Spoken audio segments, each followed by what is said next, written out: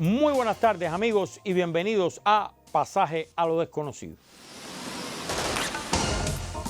En la tarde de hoy, un tema histórico, la vida y obra de Maquiavelo, ese personaje del que tanto se escribe y tanto se habla. ¿Le interesa el tema? Acompáñenme. Y tenemos con nosotros a uno de nuestros principales accionistas, como ya yo le he puesto, el doctor Raúl Lombana, profesor de la Facultad de Filosofía e Historia de la Universidad de La Habana. Buenas tardes, doctor. Bienvenido de nuevo. Buenas tardes, Taladrín. Una vez más. ¿Le parece un buen tema este? Sí, el mundo de Maquiavelo, sobre todo si se puede hablar además de Maquiavelo, del mundo de Maquiavelo, tremendo. Tremendo.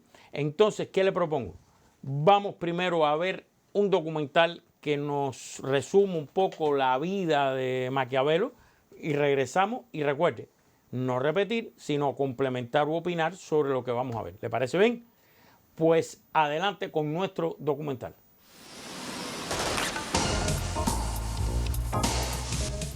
Bienvenidas, mentes curiosas. ¿Conocéis la historia de Maquiavelo, uno de los pensadores políticos más influyentes de todos los tiempos?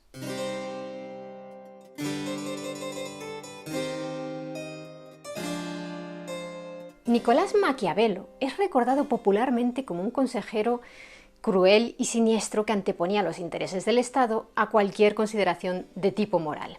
De hecho, según el diccionario, cuando decimos que alguien es maquiavélico, queremos decir que actúa con astucia, doblez y perfidia. ¿Pero realmente merece esa fama?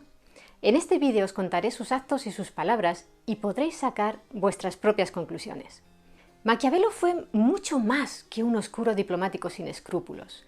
Jugó un papel muy importante durante el Renacimiento italiano y con su escrito más famoso, el Tratado sobre Política titulado El Príncipe, pretendió aportar a los regentes y líderes de la posteridad una serie de consejos basados en lo que él había aprendido tras décadas inmerso en los juegos de poder.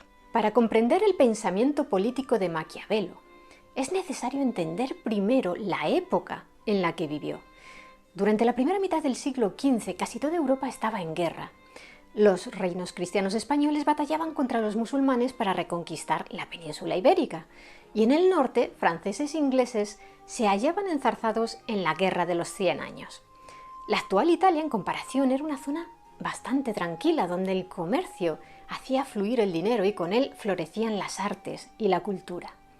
Por aquel entonces, Italia estaba dividida en numerosos territorios independientes, de los cuales los más importantes eran 5. El Ducado de Milán, la Serenísima República de Venecia, la República de Florencia, los Estados Pontificios y el Reino de Nápoles. La historia de Maquiavelo se desarrolla en una de ellas, Florencia.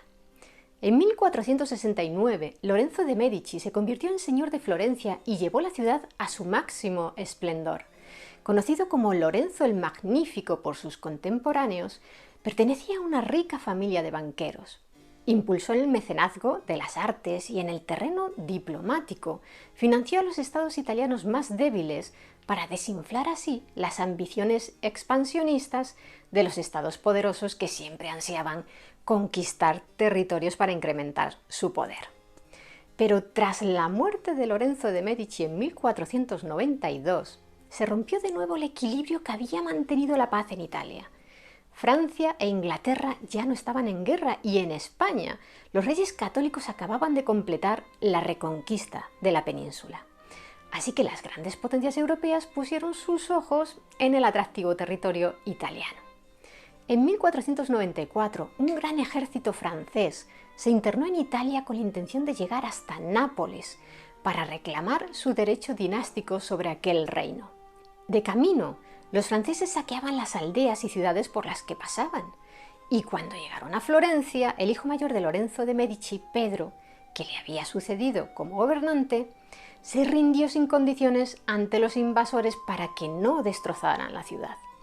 Ni el pueblo florentino, ni los comerciantes, ni los nobles apoyaban esa decisión y Pedro tuvo que escapar a toda prisa de la ciudad para huir de su furia.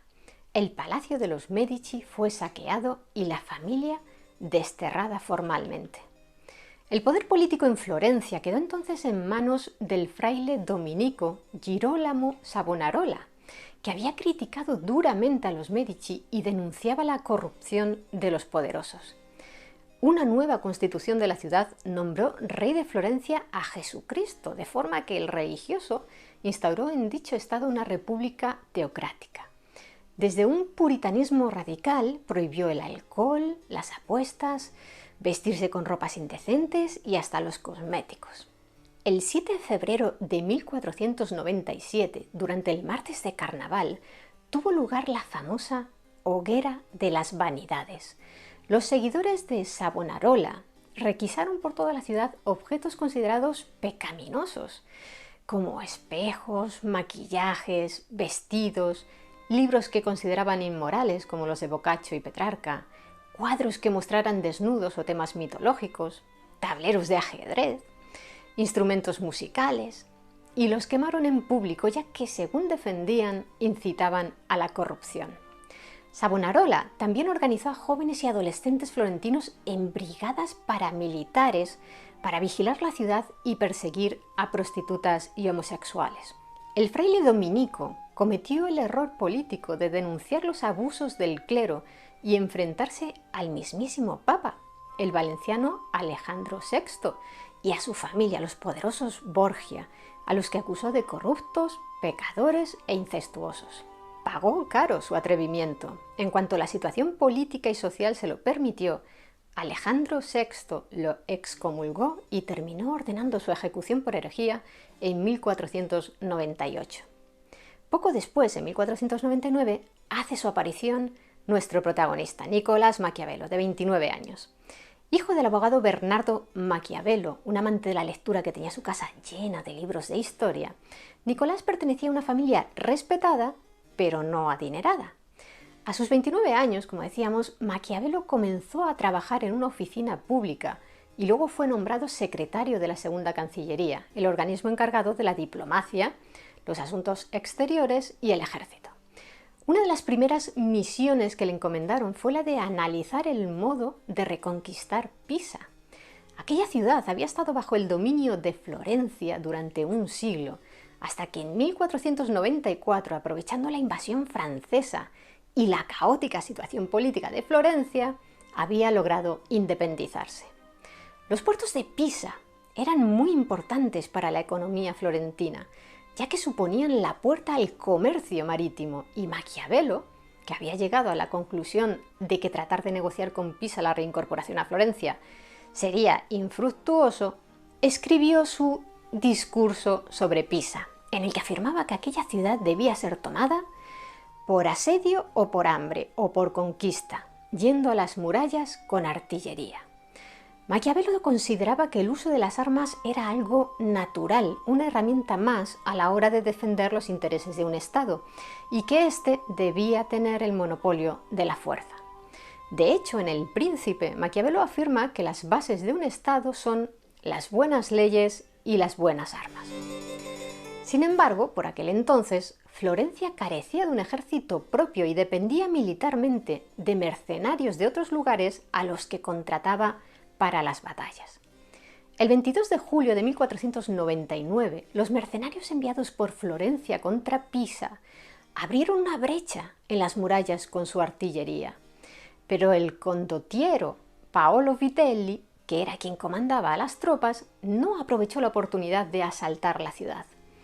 Pocas semanas después, las lluvias empeoraron los estragos de la malaria y otras enfermedades que aquejaban a sus soldados, y Vitelli levantó el sitio el 14 de septiembre sin el permiso de los florentinos.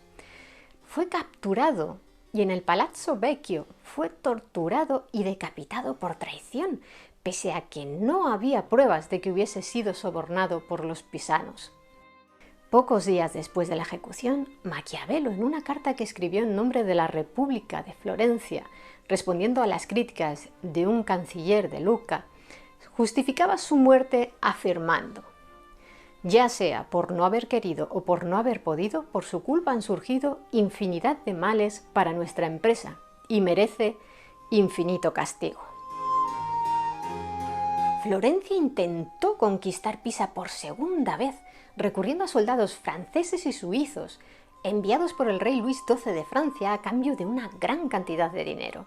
Pero pese a que las murallas de Pisa aún no se habían reconstruido tras el ataque anterior, los soldados tampoco quisieron entrar en la ciudad. De hecho, quejándose de que Florencia no les pagaba, levantaron el asedio y se marcharon.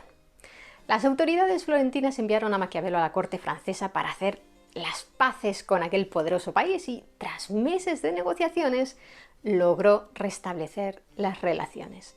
Pero de aquellos ataques frustrados contra Pisa, Maquiavelo extrajo dos lecciones: que no se puede confiar en aquellos que no comparten tus objetivos y que es imposible alcanzar el éxito apoyándote solo en la fuerza de otros. Así llegó a la conclusión de que Florencia necesitaba un ejército propio. En el otoño de 1501, en medio de su ajetreada vida laboral, Maquiavelo sacó tiempo para casarse con Marietta Corsini, una mujer de origen humilde y al parecer de carácter vivo, con la que tuvo 6 hijos. ¿Fue un matrimonio por amor? Se cree que sí, aunque también se sabe que Maquiavelo tuvo numerosas amantes y que frecuentaba burdeles muy al estilo de sus pares. Una de sus amantes más famosas le llegó en sus últimos años de vida. Fue la joven Barbara Raffacani Salutati, una célebre cantante a la que dedicó su poema titulado A la Barbera. Pero regresemos a 1501.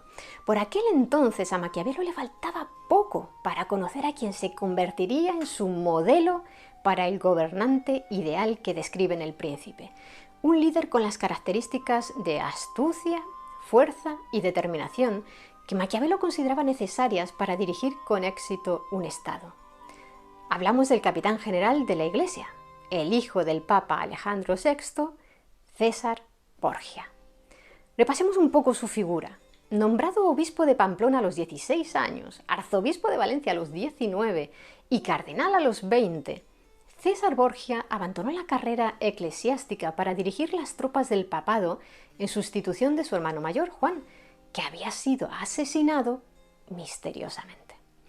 Llegó a un acuerdo de cooperación militar con Luis XII de Francia.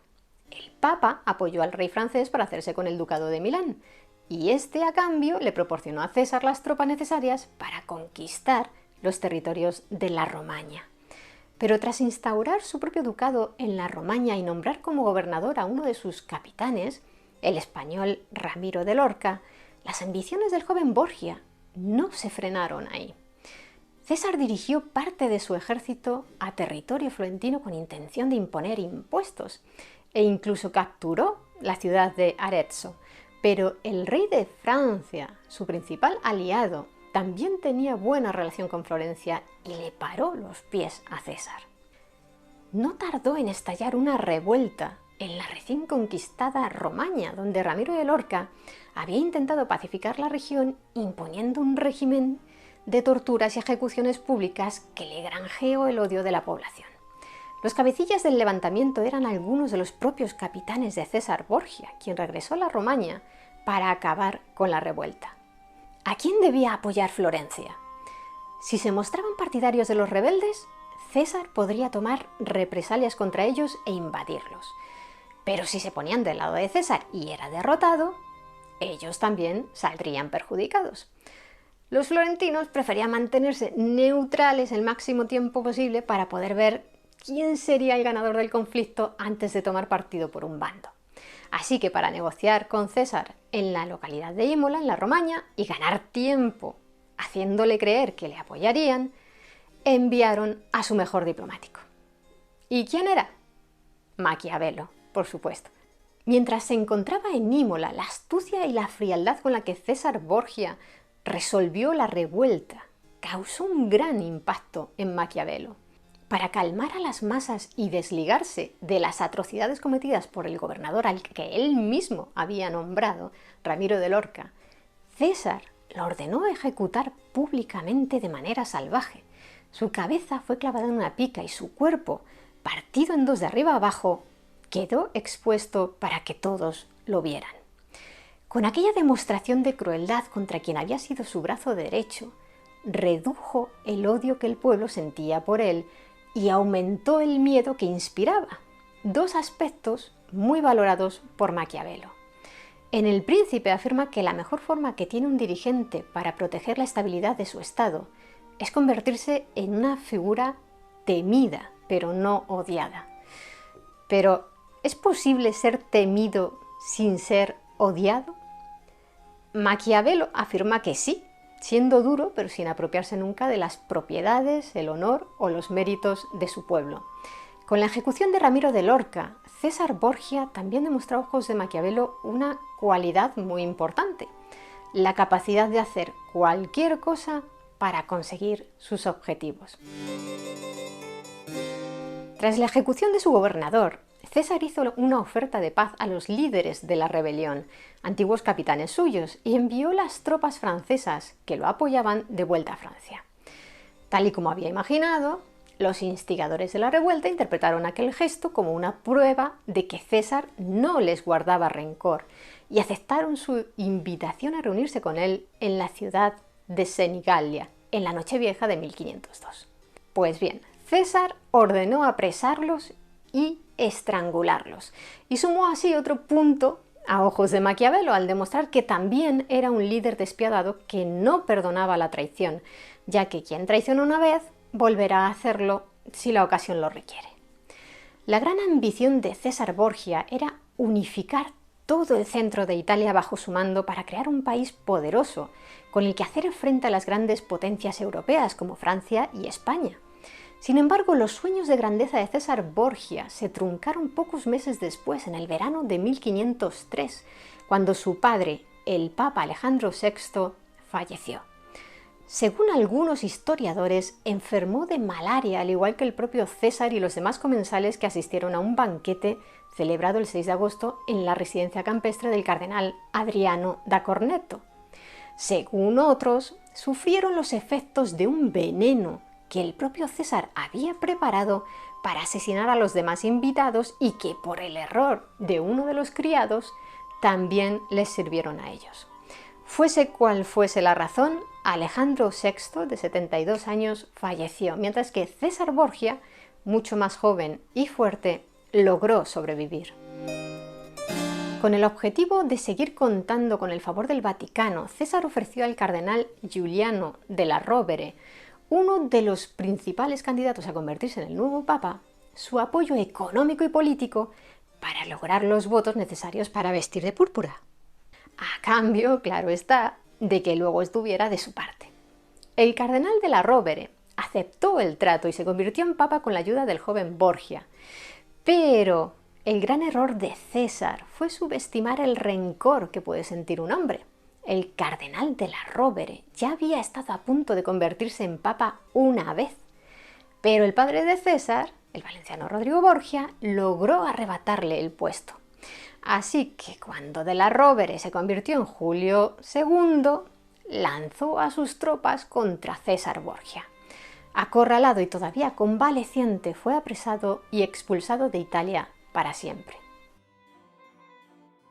De regreso a Florencia, Maquiavelo logró que se creara un ejército propio con el que en 1509 la República conquistó Pisa finalmente. Sin embargo, la alegría les iba a durar poco a los florentinos. Francia se hizo con el control de Lombardía y otros territorios del norte de Italia, y el Papa Julio II constituyó una Liga Santa formada por diversos estados, entre ellos España, para luchar contra los franceses. Florencia, el único apoyo de Francia en la península itálica, debía decidir a qué bando apoyaría. Como solían hacer, dudaron durante mucho tiempo, lo que preocupaba a Maquiavelo, consciente de que cuando se enfrentan dos grandes potencias y ambas requieren tu apoyo, si intentas permanecer neutral, solo conseguirás el desprecio del vencedor y el rencor del vencido. En su opinión, había que tomar una decisión y escoger un bando. Pero antes de que Florencia tomara partido, como las tropas de la Liga Santa consideraban que Florencia no había roto su antigua alianza con el país galo, la invadió en agosto de 1512. La familia Medici regresó a Florencia y se hizo de nuevo con el control de la ciudad. Maquiavelo, ¿qué pasó con él? pues que fue destituido. Luego le acusaron de estar involucrado en un golpe de Estado contra los Medici y fue encarcelado y torturado. Poco tiempo después, cuando murió Julio II y se nombró como nuevo papa a Giovanni de Medici, uno de los hijos de Lorenzo el Magnífico, con el nombre de León X, la tensión en Florencia se relajó y Maquiavelo fue indultado. Sin embargo, por mucho que lo intentó, nunca jamás pudo volver a la política. Vivió sus últimos años retirado en una finca familiar a las afueras de Florencia, donde comenzó a escribir El Príncipe en 1513, obra que no se publicaría de manera impresa hasta 1532, 5 años después de su muerte. Maquiavelo falleció por una peritonitis aguda a los 58 años de edad. Fue enterrado tras una modesta ceremonia fúnebre en la tumba de su familia, en la Basílica de la Santa Croce. En 1787, la ciudad de Florencia hizo construir un monumento en su honor en la propia basílica, que representa a la diplomacia sentada sobre un sarcófago de mármol. En la placa frontal está grabada en latín la frase: «Ningún elogio será digno de tal nombre». La forma en que Maquiavelo describía la política en El Príncipe, como si fuera algo frío y alejado de los valores cristianos, causó un gran escándalo en su época. En sus consejos se entrevé la idea general de que los objetivos de los príncipes, como la gloria o la supervivencia de sus estados, pueden justificar el empleo de medios inmorales para lograr esos fines. Para aquellos de vosotros que queráis convertiros en buenos gobernantes a ojos de Maquiavelo, aquí van algunos de sus consejos que aún no hemos mencionado. El buen líder debe mostrar fuerza, pues los súbditos nunca serán fieles a alguien incapaz de protegerlos. Debe ser despiadado con sus enemigos y mostrarse severo consigo mismo y con sus aliados para mantener el orden y la estabilidad. Debe estar rodeado por personas que le profesen admiración y no consentir miradas de desdén o arrogancia de quienes tiene alrededor. Nunca debe mostrarse dubitativo ni indeciso. Debe rodearse de subordinados competentes y para ello debe aprender a juzgar bien el carácter de las personas. También debe asignar a cada subordinado una tarea que se adapte a sus cualidades. Debe recompensar adecuadamente a aquellos que han trabajado duro. Y por último, debe ser lo suficientemente inteligente para escuchar y entender las opiniones de otros, ya que de lo contrario acabará rodeado de aduladores, lo cual es especialmente complicado de evitar, ya que por naturaleza el ser humano prefiere ser alabado antes que criticado y somos criaturas débiles que caemos ante el menor cumplido.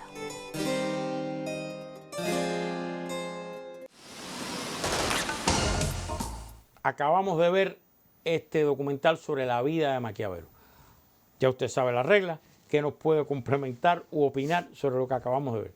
Bueno, te comento que este documental, específicamente, casi siempre tenemos que argumentar muy bien el contexto porque es la parte débil que tienen algunos documentales, pero no, este es un documental que recorre bastante bien y recrea bastante bien la historia que está alrededor de Maquiavelo, ¿no? Siempre hay cosas que hay que ajustar, pero realmente el contexto está bastante bien descrito. Y es un documental descrito desde la historia, no desde el pensamiento de Maquiavelo, lo cual también resulta interesante.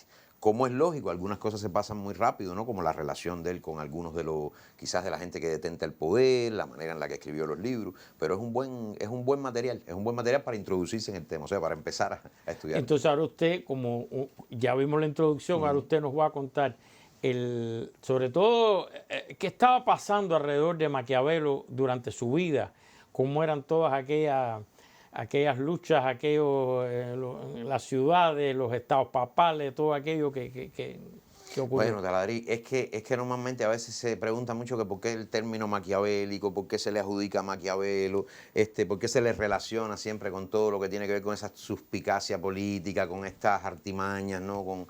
Con la catadura moral baja de algunos de los principios, pero es que Maquiavelo hizo en vida lo que desde que nació estaba viendo, y era una necesidad vital de llegar al poder o llegar a posiciones de poder. Él nace en una familia florentina, él es florentino, de Florencia.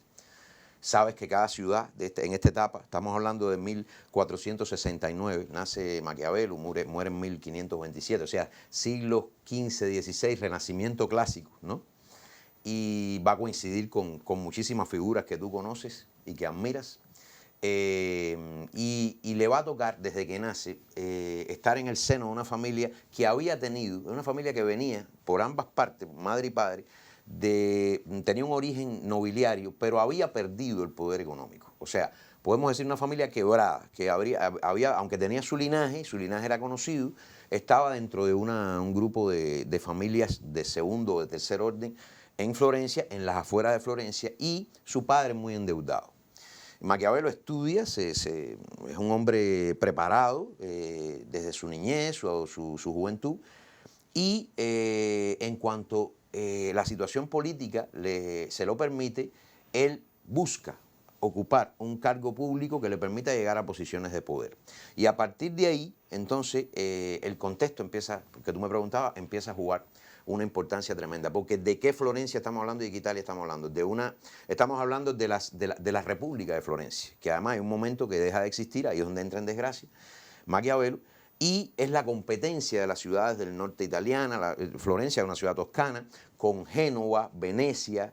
Después de las cruzadas, no tengo que decirte, hemos hecho programas de eso, la importancia que habían adquirido estas ciudades. Pero hay un tema.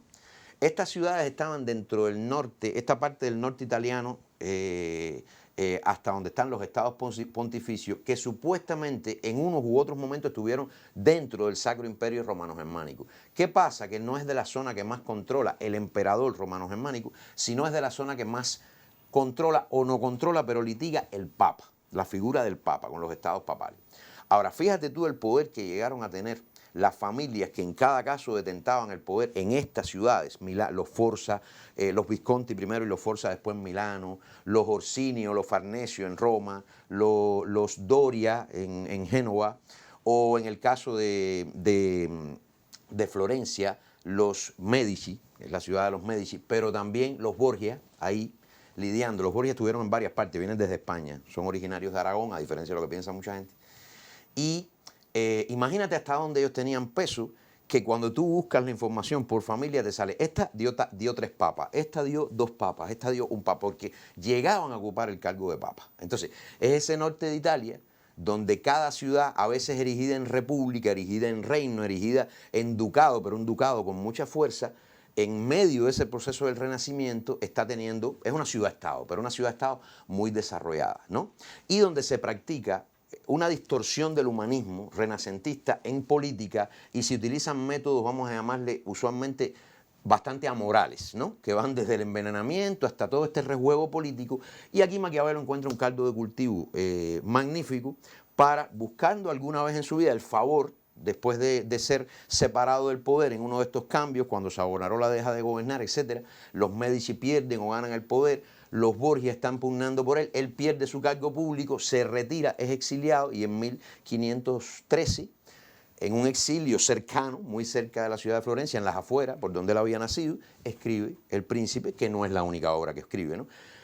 Y la hace, según dice la mayoría de la fuente, inspirado en la figura de César Borgia, pero es un regalo que él le va a hacer al nieto de Lorenzo el Magnífico, Lorenzo de Medici, para ganarse su favor, a ver si le da si gana un cargo público otra vez, ¿no? Pero usted confirma, porque aquí hay mucha polémica alrededor de todo esto. Sí, yo lo sé. Usted, ahora recientemente se acaba de transmitir de nuevo la serie Los Borgia en la televisión cubana. Y mucha gente lo vio de nuevo. Hubo otros lo vieron por primera vez. Jeremy Irons, ¿no? Haciendo sí, un personaje. Del jefe de la familia, el Papa.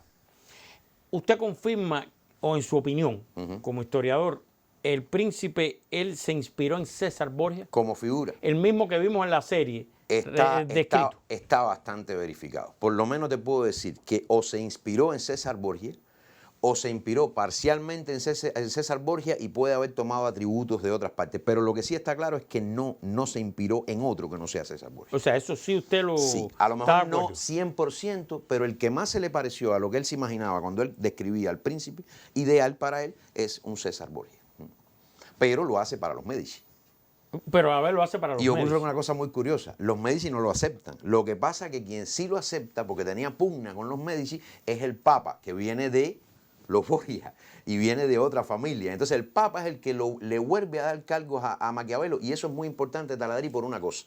Maquiavelo erige una teoría escrita, pero una teoría que sale también de su práctica diplomática. En Maquiavelo no fue nunca no tuvo nunca un cargo de decisor político importante, pero fue diplomático en lugares clave. Maquiavelo negoció con Maximiliano I, Maquiavelo negoció con 2 reyes de Francia, Maquiavelo fue enviado por el Papa para minar el poder de los Médici. Cuando cae ese poder, Maquiavelo entonces ocupa cargos en el gobierno, pero relacionados con la diplomacia. ¿Qué pasa? Que es en esa práctica diplomática donde él verifica que todo lo que él está pensando es verdad, y por eso desde que lo escribe, ya tú estás sintiendo lo que sientes con la escritura del Príncipe y en general las escrituras de Maquiavelo, Taladrí, y es que es una cosa maquiavélica. A veces te malhumoras cuando lees, te molesta la baja catadura moral de algunas cosas, pero en política funciona.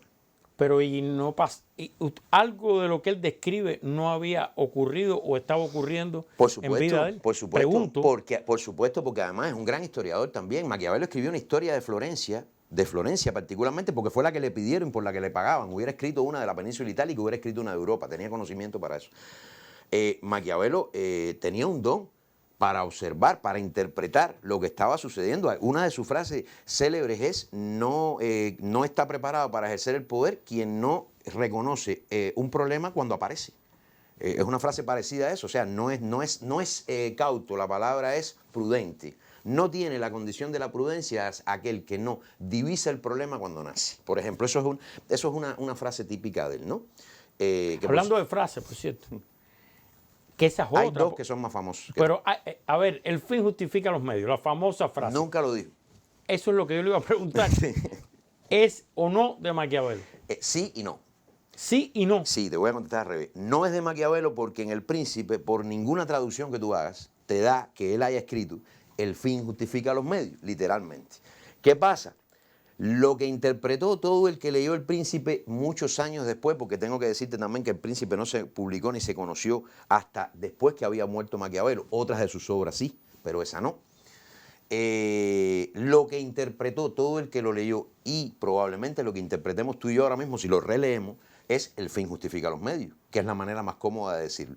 Entonces, no la dijo literalmente, pero todo lo que escribió inexorablemente conduce a esa conclusión.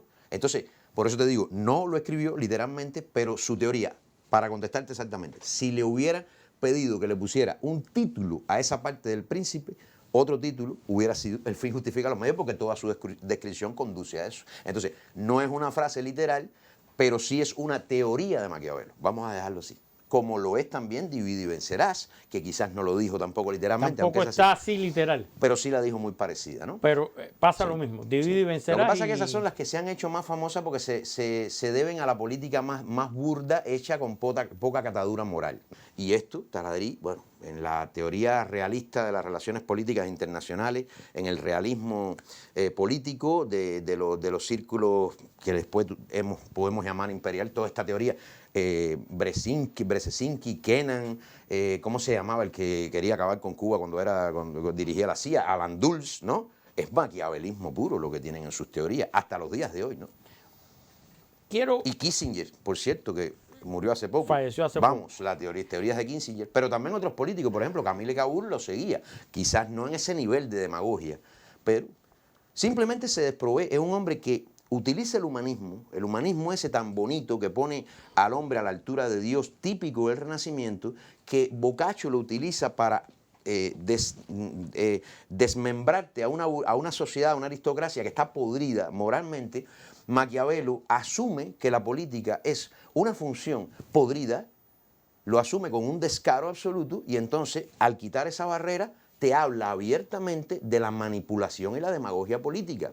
Maquiavelo utiliza la palabra tiranía sin ningún tipo de prejuicio. ¿Y qué pasa, Taladrí, con esto? Que es feo, es poco ético, ha sido nefasto para la humanidad. Sí, pero el problema es que ha funcionado para los que quieren gobernar malamente a los grupos humanos.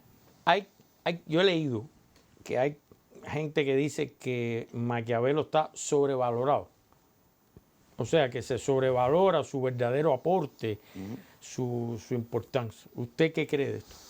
Yo creo que no. Yo creo que no está sobrevalorado. Yo creo que están subvalorados otros teóricos políticos y otros diplomáticos, ¿no? Seguramente tú coincidirás si ahora mismo yo te digo, por ejemplo, que ¿dónde están los estudios sobre los escritos y la obra de Clemente Wenceslao, el príncipe de Metternich, que armó todo el Congreso de Viena? Y pudiéramos mencionar a varios. ¿Y qué pasa? Que como muchos políticos y diplomáticos, Bismarck se me ocurre también, por ejemplo, han hecho cosas, han gobernado tan demagógicamente, han determinado cosas que no son aplaudidas por la humanidad, no se reconocen como grandes, o sea, no se habla tanto de ellos. Pero a mí lo que me parece es que falta teoría, falta conocimiento, divulgación y estudio del resto de la gente que han trabajado y desarrollado las doctrinas básicas de Maquiavelo. O sea, es porque falta el reconocimiento, aunque sea crítico, de lo que viene detrás de Maquiavelo. Pero realmente lo que Maquiavelo escribe es la base de muchas cosas a efectos de una teoría política desprovista de códigos éticos. Taladrí, aquí si ponemos los códigos éticos y los principios por delante, Maquiavelo va a ser el personaje peor del mundo. Hay una analogía. Porque además fue un oportunista. Hay una analogía en video, en imagen, Ajá. que se hace entre El Padrino, la película, el libro y la película, y Maquiavelo. ¿Usted cree que es válida o no? Bueno, Maquiavelo no, hasta cierto punto. Maquiavelo no era, los personajes del Padrino al final ejercen la violencia o la ordenan de alguna manera, ¿no? Maquiavelo decía cosas como, por ejemplo, hay que hacer todo el daño posible que haga falta de una sola vez para que los pueblos lo recuerden menos, ¿ya? Y en cambio los favores y las cosas buenas hay que hacerlas muy disipadamente para que te recuerden más. Personalmente no creo que haya sido un bautizo, sádico. ¿no? La escena del Sí, bautizo. a ver, yo no creo que Maquiavelo haya sido un sádico, alguien a quien le gustara obrar de manera perjudicial, pero lo hacía, estaba dispuesto a recomendarlo, a sugerirlo a cualquier político si de eso dependía el éxito. Porque pero su concepción del éxito, eran ideas de Maquiavelo, o era que Maquiavelo estaba registrando son experiencias lo prácticas. que ya él vivió, lo que veía y lo organizaba. Desde la antigüedad, desde la comunidad primitiva. Yo pregunto si hay alguna idea nueva que él haya creado. ¿Tú crees que el fin justifique los medios puede empezar con Maquiavelo? Vamos a una cueva de la comunidad primitiva y el fin justifica los medios. Taladrí, desgraciadamente, es así. Vamos a la comunidad primitiva y vamos a la historia antigua, a Ciro el Grande, a Darío I, al que tú quieras. Y mira, Taladrí, divide y vencerá. Y les funciona. Así gobernaron pueblos, así masacraron culturas. Les funcionó. Porque quizás lo que a los amigos televidentes y a nosotros mismos nos cueste trabajo engullir un poco es que muy diferente es el juicio ético que nosotros hagamos de lo que ha sucedido en la historia, y otra cosa es que no seamos objetivos. Eso es lo que ha pasado en la historia, ¿no? Yo tengo esa teoría un poco jocosa, tú sabes, de que si, como profesor universitario, de que si a la especie humana la calificáramos, hay que ver qué dicen toda la gran cantidad de especialistas y los maestros y colegas míos que usualmente vienen aquí de esto, ¿no? Pero yo siempre digo que el ser humano, el hombre, civilizatoriamente hablando, en política tiene 2, ¿no? En notas de la universidad. En matemática tenemos 4, en física tenemos 3, pero en política tenemos 2. No hemos sido capaces de desarrollar una teoría política. No estoy hablando de ninguna ideología, estoy hablando de la teoría, de la disciplina. No hemos sido capaces. Saltamos 2.45, vamos al cosmos, pero nuestra teoría política está muy por debajo de lo que civilizatoriamente hemos hecho. Como especie, estoy hablando como especie. Obviamente, nosotros defendemos lo que defendemos, pero estoy hablando de notas de clase, ¿ya? En educación física quizás tengamos 4, ¿no? En arte tenemos 5, en cultura tenemos 5, ¿eh? Pero en política, en creación, de cómo gobernar a los hombres, una especie como la nuestra no puede hacer nada todavía cuando están matando a 17.000 niños en 4 meses, y todavía como especie estoy hablando, no podemos evitar eso. Entonces, ¿qué nota tenemos en esto, no? Obviamente, tenemos lo que ha dejado Maquiavelo y los políticos que han seguido Maquiavelo. Bueno, yo le quiero proponer hacer un corte aquí, porque el sábado, en el programa de radio, del cual usted es veterano, ya usted sabe la cantidad de preguntas y lo que le espera. Y con lo que dije ahora. No, es que el tema apasiona. El arte de la guerra y El Príncipe, yo creo que son dos cosas que se citan, se vuelven a Que citar. Maquiavelo tiene un libro parecido en título al arte de la guerra, que es de Sun Tzu, es antiguo, pero ¿Ah, sí? sí, tiene un libro parecido, escrito ya casi cuando iba a morir. Creo que se llama parecido incluso. No, ¿Cómo hacer el arte de la guerra? No, es parecido usted. Sí. Dice, no sabía porque El Príncipe se publica, como usted ya explicó, y se dice ahí después de muerto él. Sí, aunque lo conoció a hurtadillas mucha gente en la vida, sí. ¿Circuló? Sí, es un mundo de mucho, este es un mundo de mucho, hoy diríamos chisme, de muchos subterfugios políticos, es una ciudad-estado, se mueve todo, ¿no? Ahí en Florencia. Entonces, rápido nos movemos al momento de las interacciones que usted conoce perfectamente. Y ustedes, amigos, primera, nuestro canal de YouTube, como cada semana les recuerdo, aquí se pone el programa y también hay opiniones, usted participa, pregunta, etcétera, allí en el canal de YouTube. De ahí nos vamos a nuestra página de Facebook, ahí la están viendo. Tiene una semana, desde hoy hasta el sábado, para poner sus comentarios, sus opiniones, y el sábado, terminamos ahí, 12:15 del mediodía en Radio Rebelde. Ahí estaremos y estará también gentilmente con nosotros el doctor Lombana. Ahí bueno, usted es veteranísimo del programa de radio también, así que no tengo. Yo recuerdo que ese espacio que yo le llamo donde más te ponen a estudiar, ¿no? Sí, pero yo también le llamaría donde me sorprenda el conocimiento, porque un programa lo hizo desde un terreno de pelota. No, dos. Ya. Dos, Sí. son dos. Dos. Fueron dos programas, desde un terreno de pelota con el celular, desde Lo ahí. malo es que uno iba perdiendo, entonces no fue. Hizo los dos programas desde ahí el doctor. Ese espíritu que nosotros aplaudimos de amor por el conocimiento y que por eso es tan querido por el programa. Es un poquito injusto para mí, porque me hacen preguntas interesantes que yo después estudio, pero después que uno estudia, entonces no puede ya, no tiene el espacio. Sábado 12:15 del mediodía, ustedes también los estoy esperando. Sábado 12:15 del mediodía en Radio Rebelde. Doctor, muchísimas gracias. Gracias a ustedes, Taladrín, como siempre. Un tema fascinante y que creo que se seguirá hablando porque se sigue hablando y se sigue hablando. De hecho, de las preguntas que hicimos, se seguirá, de ellas específicamente, esto de que si está sobrevalorado, como tú dijiste, es un criterio personal. Es cosa que he leído y por eso se lo pregunté. Pero ahí lo que importa no es la respuesta sí o no, es los argumentos que tengamos, ¿no? Bueno, les reitero las gracias, como siempre, doctor Lombana. Y ustedes, amigos, como les digo cada semana, ojalá que este sea solo el inicio para que usted lea, vea, escuche, busque, alimente su cerebro. ¿Para qué? Para que, como siempre les pido, al final saque usted sus propias conclusiones. Buenas tardes. El Príncipe es un tratado político del escritor Nicolás Maquiavelo. El mismo se publicó durante el siglo XVI y es una de las obras filosóficas políticas más importantes de la modernidad. Comencemos. El tratado comienza con una dedicación por parte de Maquiavelo hacia Lorenzo de Medici, quien fue un gobernador de facto en Florencia. Este libro se lo dedica ya que pretende ayudar a Lorenzo sobre cómo debe comportarse y actuar un príncipe. Luego de esta dedicación, Maquiavelo nos habla de los tipos de Estado. Estos son repúblicas o principados. Los principados se dividen en hereditarios y nuevos principados. Estos nuevos principados pueden adquirirse ya sea por fortuna o por fuerza, mediante la fuerza del ejército. Como bien indica el título, Maquiavelo se va a centrar en los principados. Dice que gobernar en un estado hereditario es mucho más fácil que en un nuevo principado. Esto es porque todos están acostumbrados al gobierno de la familia del príncipe. Es algo que ya viene de hace tiempo y está asimilado.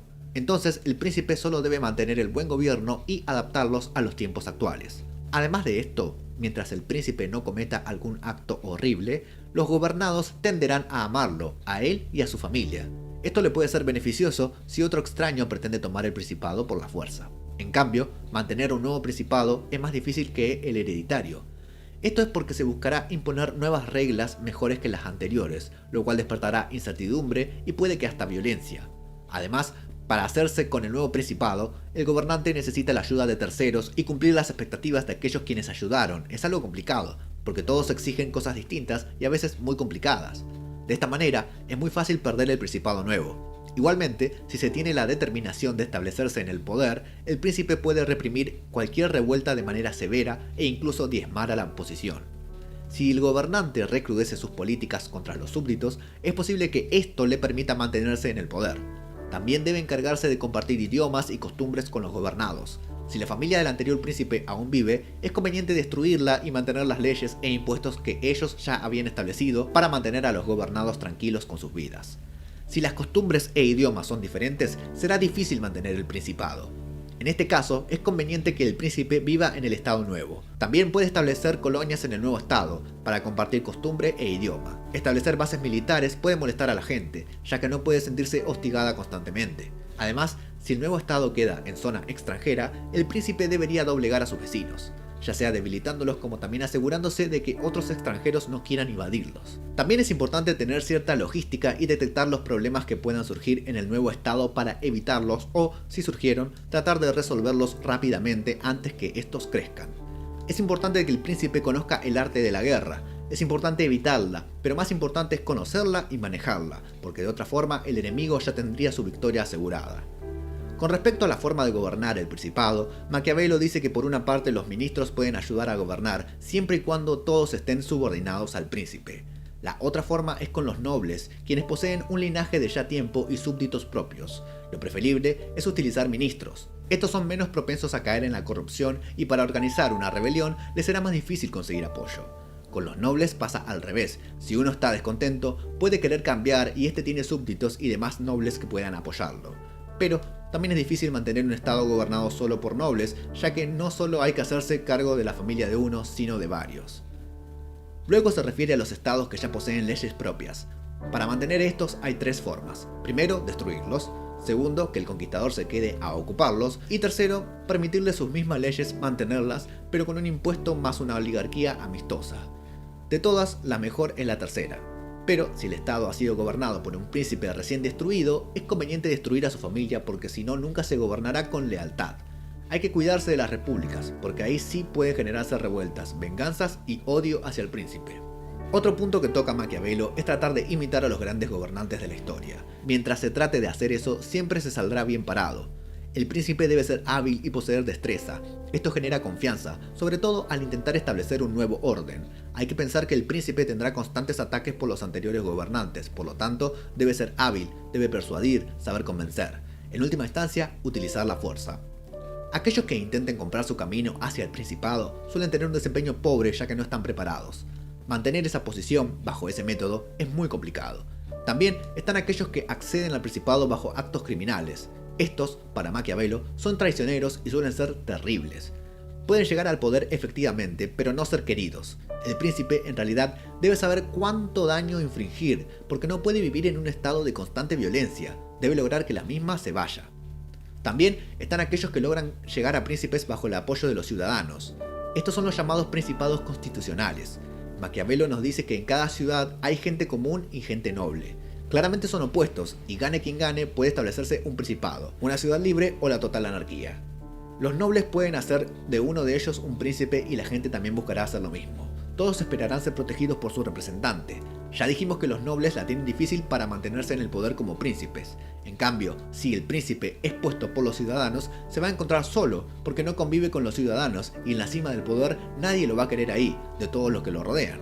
Los nobles igualmente son necesarios al príncipe y este debe quererlos siempre y cuando ellos le sean fieles. Hay muchos nobles ambiciosos también. El príncipe colocado por los nobles tiene la adversidad de que solo los pocos nobles que lo pusieron allí son su apoyo, pero no la gente, debe ganárselos. No hay que ser hostil contra los ciudadanos, ellos les serán fieles si no se les ataca. La transición hacia el poder absoluto debe ser medida y con ayuda de los magistrados, pero también es importante mantener la lealtad de los ciudadanos. Otro punto importante es que se debe invertir en políticas de defensa del Estado. Hay que fortificar y estar preparado ante cualquier eventualidad siempre.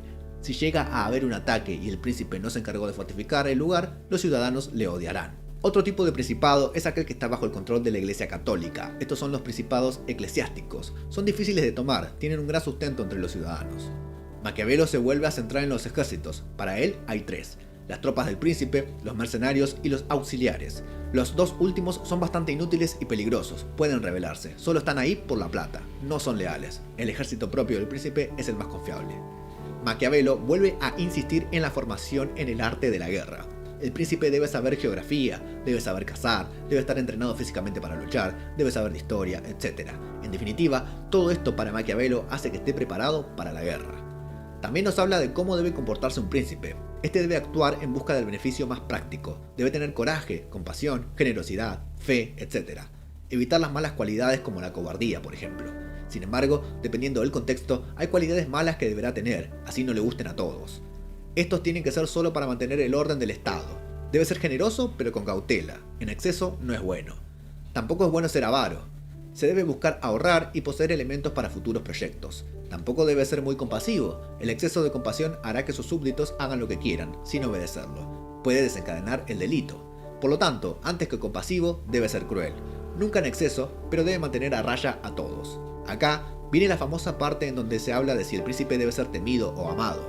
Maquiavelo dice que ideal sería ser amado y temido, pero eso no siempre sucede, así que es mejor ser temido que amado. El hombre, por naturaleza, es ingrato, así que es mejor que éste le tema. Tampoco se debe ser un tirano y ejercer el terror porque sí, todo en su justa medida. Cambiando de tema, el príncipe también debe cumplir su palabra, pero más que eso debe ser astuto. Cuando hay un beneficio mayor para él, debe actuar como sea necesario, no importan las palabras. El príncipe debe saber utilizar bien las leyes y la fuerza, ambas. Debe ser un maestro del engaño. Debe aparentar poseer solo virtudes, pero debe actuar de acuerdo a las necesidades para mantener el Estado. Actuando bajo esa apariencia y siguiendo las demás reglas, el príncipe debe evitar ser odiado. Para esto no debe ser frío, cobarde ni tibio, o sea que no emita opiniones ni leyes ni nada. Además, debe siempre preocuparse por sus súbditos y no humillarlos. Aquellas leyes que el príncipe sepa que no van a ser populares, debe delegárselas a otros y así mantenerse él mismo limpio. Obviamente no puede evitar el odio de todos los ciudadanos, pero por lo menos debe evitar el de los más poderosos. Por ejemplo, debe llevarse bien con el ejército. Maquiavelo recomienda que cuando se busque un nuevo estado, se debe desarmar a los nuevos súbditos. Los propios soldados del príncipe deben ocupar el nuevo estado. Esto solo debe hacerse en esta circunstancia, pero no se debe desarmar a los súbditos de siempre, ya que estos pueden defenderlo. Para ganarse el amor de los súbditos, el príncipe debe predicar con el ejemplo y con el buen gobierno. En casos de conflicto debe rodearse de aliados y no permanecer neutral. Siempre hay dudas del neutral y esto no es conveniente. De la alianza puede sacarse tanto provecho, ya que si el aliado gana, el príncipe se ve beneficiado, sobre todo si es un aliado más poderoso que él. Pero esto debe evitarlo, ya que el ganador tratará de poner a todos bajo su mando. Esto no es conveniente, solo debe hacerse si no hay otra opción. El príncipe también debe alentar a todos los ciudadanos y favorecer a aquellos que contribuyen a la prosperidad del Estado. Debe celebrar festivales y demás. Maquiavelo nombra 3 formas de intelecto: la capacidad de comprender las cosas de manera independiente, la de apreciar la capacidad de una persona para comprender algo y la capacidad de no hacer nada. El mejor de todos es el primero, el segundo puede aceptarse y el tercero no sirve para nada. El príncipe debería reconocer todo esto y saber verlo en sus ministros. Los buenos ministros deben ser recompensados, como sea, pero recompensados. Debe haber confianza. Por otro lado, debe evitarse los aduladores. Solo los asesores que él considere sabios y allegados a él deben acercarse a hablarle, nadie más. Si no, perderá el respeto. El consejo debe de dárselo, pero solo cuando lo solicite. También debe dudar de los mismos y consultar constantemente. Cualquiera que lo mal aconseje o le oculte la verdad debe ser castigado. Y para finalizar, Maquiavelo dice que siguiendo estos consejos el príncipe tendrá éxito. El príncipe debe armarse de valor y ser seguro de sí mismo. Dice que Italia, en ese tiempo digamos, era un desastre y puede favorecer la aparición de un nuevo príncipe. Este príncipe no es nada más ni nada menos que Lorenzo de Medici, a quien le dedicó el trabajo. En él está la salvación del país. Seguir los consejos que propone Maquiavelo y lograr la gloria de Italia. Así es como acaba El Príncipe, tratado político de Nicolás Maquiavelo. Espero que les haya servido y recuerden que este es un breve repaso del mismo y que claramente no reemplaza la obra original, que ya de por sí es bastante corta, por lo cual les recomiendo tomarse el tiempo de leerlo.